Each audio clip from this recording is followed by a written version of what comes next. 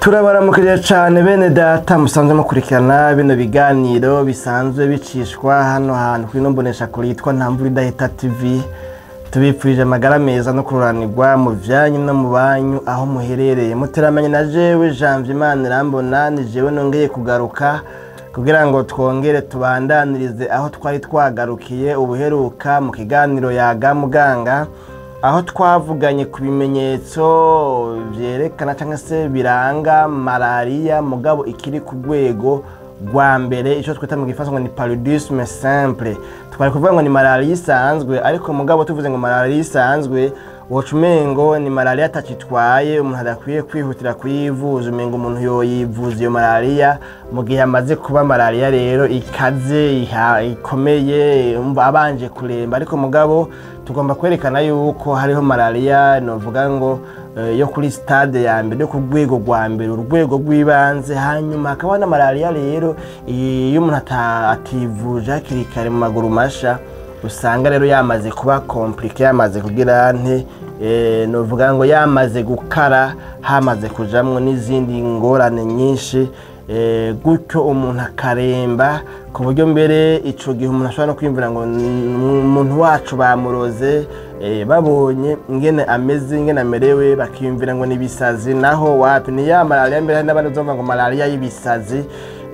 Narigeze kuba ndayumva mu bwana nkiri muto hariya. Ibi bimenyetso rero tugomba kurabira hamwe no munsi, ni ibimenyetso biranga malaria yo ku rwego rwo hejuru, malaria umuntu aremvye agwara uko ibimeze. Kandi ibimenyetso twarababwiye ubuheruka mu kurangiza igice cy'ubuheruka yuko ari ibimenyetso biri mu gitabo ca Médecins Sans Frontières, igitabo cyitwa Guide Clinique et Thérapeutique kuri page y'131. Ubu munsi rero turabira hamwe ibimenyetso 9 biranga umuntu agwaye malaria mugabo ku rwego rw'indembe, paludisme grave canke paludisme compliqué. Ikimenyetso ca mbere rero tutabatebeye kuko intumbero mu by'ukuri naho bishibuka ugasanga byagoranye, nyene umuntu yavuze menshi.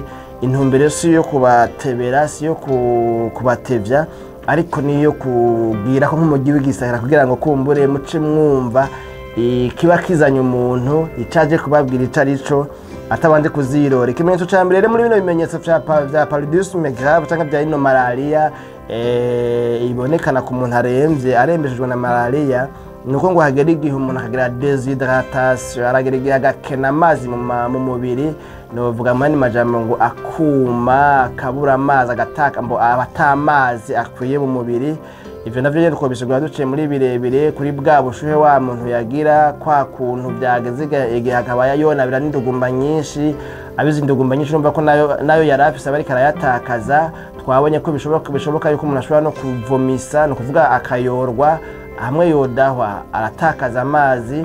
Uyu muntu agwaye malaria nimba yafashwe na ya diare twabona muri ca kiganiro c'ubuheruka, ibyo byose ni ibintu bishobora gutuma uyu muntu agira nte atakaza amazi. Rero umuntu iyo agwaye malaria imushikanye ku rwego rwo kwitwa indembe, arashobora kugira nte gukena amazi mu mubiri. Bamusuzumye bagasanga nta mazi akwiye afise mu mubiri. Ikimenyetso ca kabiri ni icuko umuntu yarembejwe na malaria ashobora kugera igihe agakena amaraso, bagasanga afise anemia, bagasanga afise amaraso adakwiye mu mubiri. Ubushuhe gamana yanje.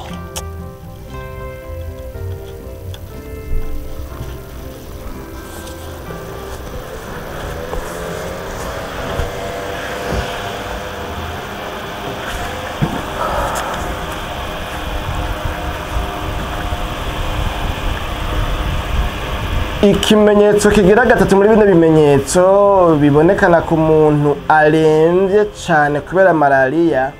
Umuntu aremvye cyane kubera malaria yiwe yamaze kugera kuri rwa rwego rwo hejuru, rwa rwego novuga ngo imaze gukara, aremvye ariko mu mugwi w'indembe za malaria.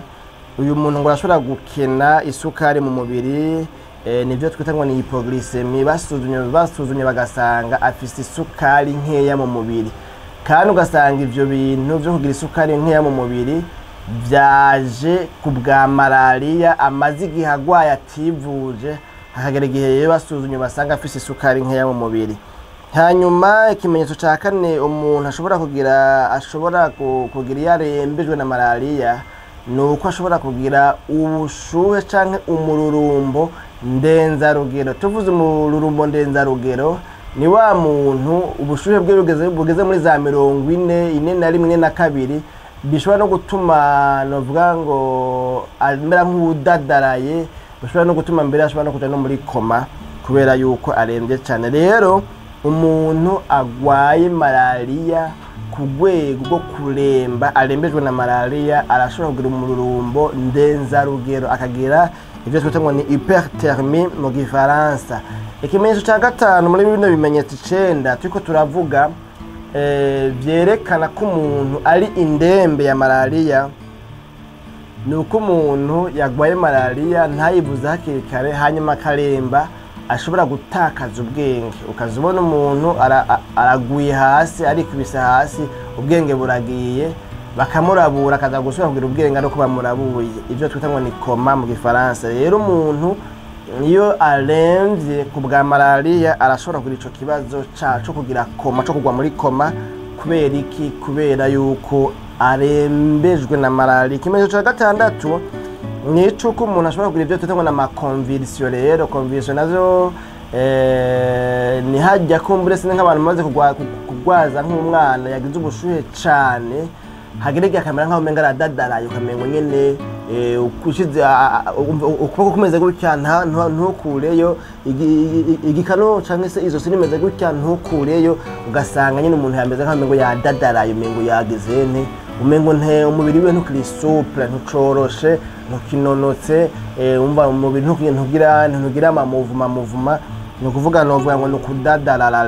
Rero ico ni ikimenyetso cya gatandatu mu bimenyetso 9 bishobora kuranga umuntu arembejwe na malariya: kudadarara, kugira convulsion, gukonvulsa.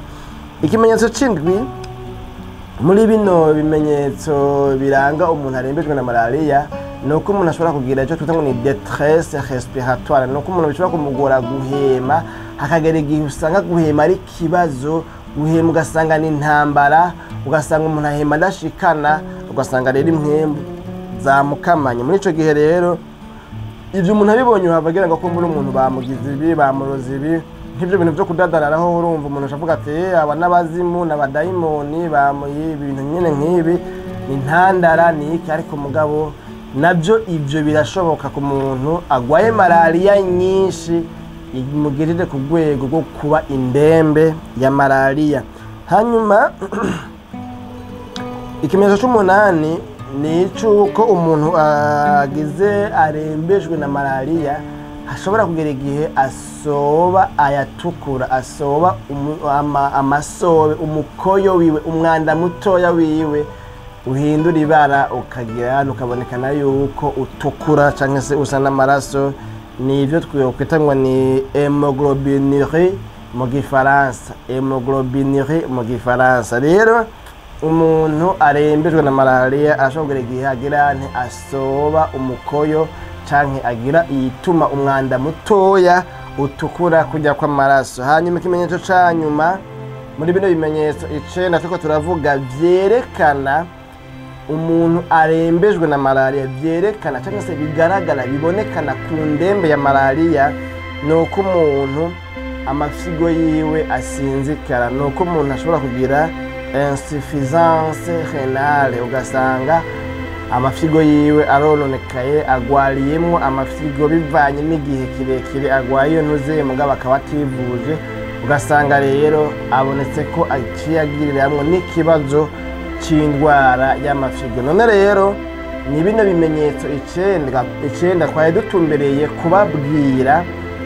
bigaragara ku ndembe ya malariya. Ubuheruka twavuganye ibimenyetso 12 bigaragara ku muntu agwaye malariya mugabo ikiri ku rwego rwa mbere, ikiri kuri stade ya mbere twita ngo ni paludisme simple.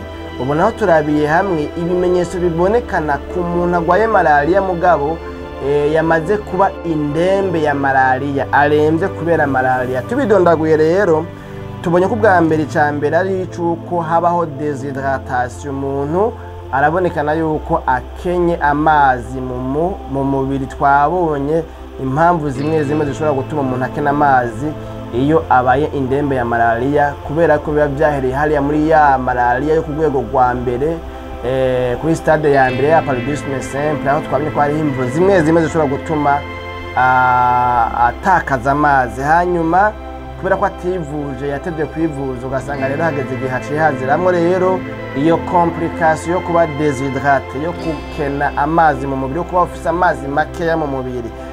Hanyuma ikimenyetso kigira kabiri naco twabonye ko umuntu ashobora kubaho afise anemia, ashobora gusuzuma bagasanga nta maraso akwiye afise, bikaba ngombwa ko bamutera yani maraso, kandi icyo yatwaye ari malaria yiwe yagwaye igihe kirekire hanyuma ntiyivuza, iraba grave. Ubwa gatatu naho twabonye yuko umuntu agwaye malaria ku rwego rwo kuba indembe yayo, uyu muntu ashobora kugira hypoglycemie. Hypoglycemie naho ni ukuba ufise isukari nkeya mu maraso. Mu maraso burya yacu atembera mu mitsi haba harimo isukari. Iyo sukari ngo ni glucose, ibintu nyene nk'ivyo, iri mu bintu bigirane bituma umubiri wacu uronka inguvu zo gukora ibikorwa byacu bya misi yose. Rero iyo umuntu agwaye malaria ku rwego rwo kuba indembe yayo, aragira iyo hypoglycemie. Ikimenyetso cya kane twabonye ngaho umuntu ashobora kugira umururumbo ndenzarugero, hyperthermie, aho ugasanga umuntu afise ubushuhe bugeze muri 40, 41, 42, urumva nyine buba bwabaye bwinshi cyane.